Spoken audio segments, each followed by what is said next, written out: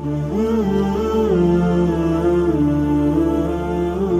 الله الرحمن الرحيم.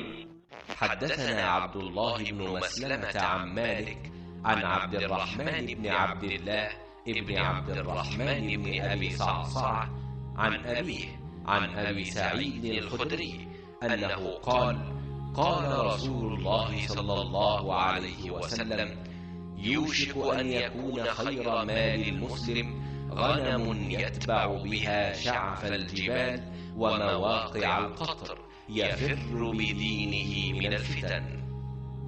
رسول اللہ صلی اللہ علیہ وسلم نے فرمایا، وہ وقت قریب ہے جب مسلمان کا سب سے عمدہ مال اس کی بکریاں ہوں گی، جن کے پیچھے وہ پہاڑوں کی چوٹیوں اور برساتی وادیوں میں اپنے دین کو بچانے کے لیے بھاگ جائے گا۔